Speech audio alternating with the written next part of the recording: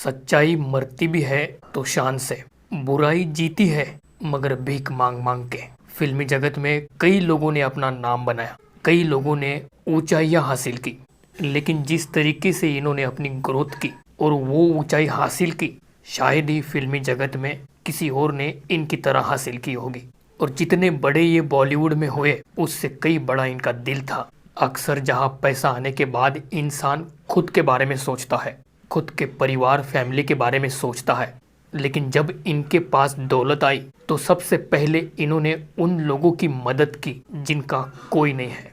अब इतनी बड़ी पोजीशन होने के बावजूद, इतनी बड़ी दौलत होने के बावजूद, इन्होंने कभी नहीं पूछा कि इनके किचन में आज क्या बन रहा है। लेकिन जहाँ इनके भंडारे चलते थे, वहाँ ये हमेशा मेक श्योर करते थे कि वहाँ क्या बन रहा है, वहाँ कोई भूखा तो नहीं है। आज के दौर में, डिजिटल वक्त में, इनके यूट्यूब चैनल ने दुनिया भर में हमारे देश का नाम रोशन किया है। पूरे वर्ल्ड में नंबर 1 यूट्यूब चैनल बनकर डिजिटल वर्ल्ड में हर इंडियन को ये चीज प्राउड फील करवाती है। जी हाँ दोस्तों, आज हम बात करेंगे धर्मात्मा, द लेजेंडरी इंसान गुलशन कुमार की।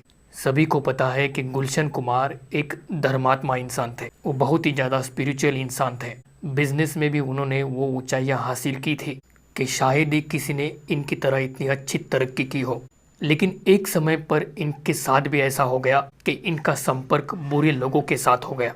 आज आप इस वीडियो में यही बात जान जाओगे कि वो बुरे लोग कौन थे और इतने संजीदा इंसान कैसे उनके संपर्क में आ गए, कैसे उन लोगों ने इनके खिलाफ प्लानिंग करना शुरू की, इनका नाम, इनका वो सब कुछ मिटाने की जबरदस्त कोशिश की और उसमें वो कितनी हद तक कामयाब हुए, ये भी आज आप जान जाओगे।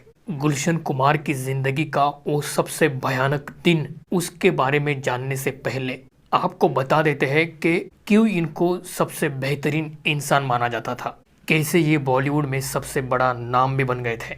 गुलशन कुमार के जो पिताजी थे वो एक जूस की शॉप चलाते थे।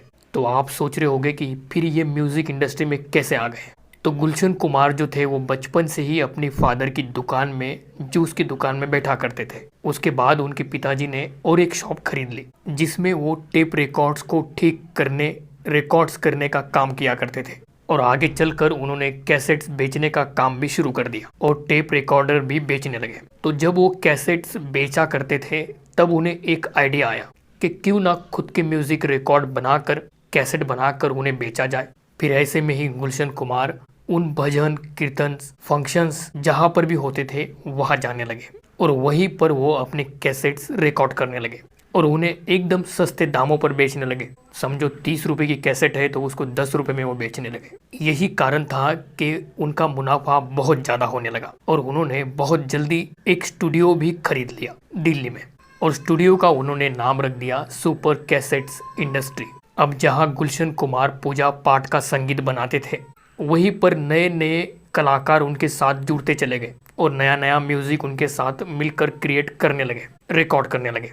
ऐसे करते करते गुलशन कुमार धार्मिक कैसेट्स की इंडस्ट्री में नंबर 1 पर पहुंच गए थे, क्योंकि उनके कैसेट सस्ते हुआ करते थे और खरीदने वालों की तादाद ज़्यादा थी। बिजनेस ग्रो हो रहा था तो उन्होंने सोचा कि क्यों ना इसे लार्ज लेवल पर एक्सपांड किया जाए, दिल्ली से मुंबई की तरफ चला जाए और धार्मिक गानों से फिल्मों के गाने बनाए जाए। और वो यहाँ आ गए।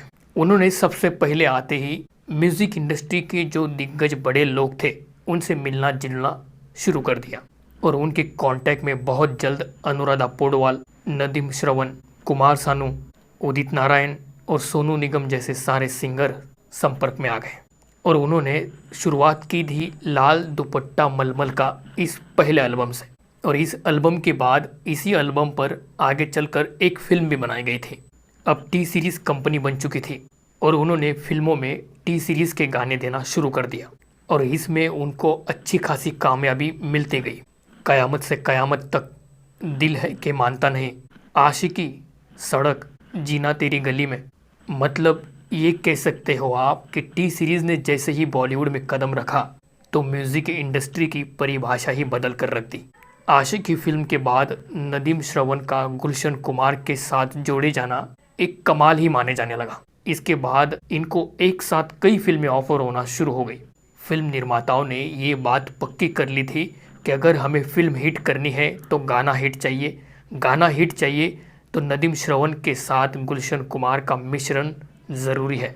माहौल ये हो चुका था कि मार्केट में 65% का मार्केट शेयर टी सीरीज़ के पास था। इसीलिए सभी प्रोड्यूसर ये चाहने लगे थे कि उनकी फिल्मों के गाने टी सीरीज़ ही खरीदें। ये बात साफ हो गई थी कि मार्केट में मेजॉरिटी थी टी सीरीज़ के पास। ऐसे चलते नदीम श्रवण का भी मार्केट में बहुत ही बड़ा नाम हो गया, एक दबदबा हो गया। उसके बाद इनकी एक एल्बम आई, उसका नाम था हाय ज़िंदगी, और उन्होंने कहा था गुलशन कुमार जी को कि आपकी कंपनी हमारे इस एल्बम को प्रमोट करे। और गुलशन कुमार जी ने दोस्ती के खातिर, क्योंकि स्टार्टिंग वक्त में वो साथ में थे, तो उस एल्बम को उन्होंने प्रमोट भी किया। वही नदीम जी की बात करें तो वो म्यूज़िक डायरेक्टर कमाल के थे, लेकिन ऑडियंस ने उनको एज ए सिंगर उतना ज़्यादा पसंद नहीं किया। और ज़रूरी भी नहीं है कि हर इंसान में हर तरीके की क्वालिटी हो। अब गुलशन कुमार जी ने नदीम के एल्बम को प्रमोट तो कर दिया था, लेकिन उनके एल्बम के सभी गाने बुरी तरह से पिट गए थे। उसके बाद नदीम जी ने फिर से गुलशन कुमार को एक गाने के लिए प्रेशराइज किया कि उसे प्रमोट करो। अब इस बार गुलशन कुमार जी ने दोस्ती को बीच में नहीं आने दिया, कहा कि वो म्यूज़िक अच्छा नहीं है, मैं इसे प्रमोट नहीं कर सकता। और इसी इंसिडेंट के बाद इन दोनों के बीच में तनाव बढ़ गया, तो इन्होंने दूसरे लेबल्स के साथ काम करना शुरू कर दिया। वही गुलशन जी के पास म्यूज़िक डायरेक्टर्स की, सिंगर्स की कोई कमी थी नहीं, क्योंकि उनकी कंपनी ऑलरेडी सेट थी। 65% का वो मार्केट अपने पास रखते थे। ऐसे में गुलशन जी ने और एक अच्छी बात कर दी कि उन्होंने नए नए लोगों को मौके देने शुरू कर दिए। उधर नदीम ने ये चीज़ अपने दिमाग में फिट बिठा ली थी कि जहाँ टी सीरीज़ का नाम होगा वहाँ हम काम नहीं करेंगे। इस वजह से गुलशन कुमार ने भी ये डिसाइड कर लिया कि जिस भी फिल्म में नदीम का म्यूज़िक होगा उसको हम प्रमोट नहीं करेंगे।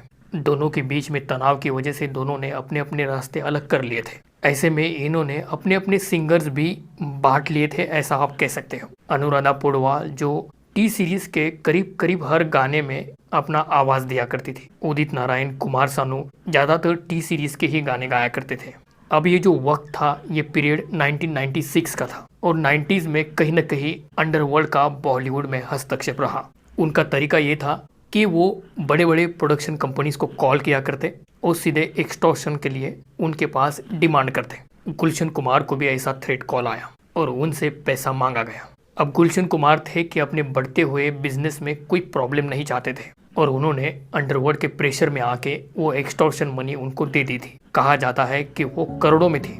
उसी दौरान जो नदीम थे गुलशन कुमार से अलग हुए थे, उन्होंने अपने अंडरवर्ल्ड के दोस्तों से बातचीत करना शुरू कर दिया गुलशन कुमार को लेकर। कहा कि हम लोग जो भी फिल्म में म्यूजिक देते हैं उसको टी सीरीज प्रमोट नहीं करती है। यहाँ तक कि गुलशन कुमार ने तो हमें काम देने से भी मना करके रखा है। नदीम ने ये गुलशन कुमार की सारी बातें अपने अंडरवर्ल्ड के दोस्त यानी कि अबू सलीम और अनीस इब्राहिम, जो कि दाऊद इब्राहिम के छोटे भाई हैं, उनसे कही। ऐसे में अबू सलीम गुलशन कुमार को कॉल करते हैं और कहते हैं कि अगर खुद की सलामती चाहते हो तो 10 करोड़ रुपए दो। तब गुलशन कुमार ने सबसे पहले अपने भाई से, किशन कुमार से कहा कि अंडरवर्ल्ड से उन्हें ऐसे धमकी भरे कॉल्स आ रहे हैं। तब किशन कुमार ने उनको कहा कि तुम पुलिस में कंप्लेंट क्यों नहीं करते। तब उन्होंने कहा कि मैं ऐसा नहीं कर सकता, अगर मैंने ऐसा किया तो मैं डायरेक्ट उनका दुश्मन बन जाऊंगा। ऐसे में वो लोग मेरे लिए बड़ी प्रॉब्लम खड़ी करेंगे और मैं आगे बिजनेस करना चाहता हूँ। यही वजह रही कि गुलशन कुमार ने उस वक्त भी पुलिस कंप्लेंट नहीं की थी। 2 बार कॉल करने के बाद भी जब अबू सलीम के पास एक्सटॉर्शन का पैसा नहीं पहुंचा तो उन्होंने फिर से 8 अगस्त के दिन गुलशन कुमार को फोन किया, और उस दिन उनके साथ उनके भाई किशन कुमार भी मौजूद थे। अबू सलीम ने कहा कि लगता है तुम हमारी बातों को सीरियस नहीं ले रहे हो, तुम्हें अपनी जान की परवाह नहीं है।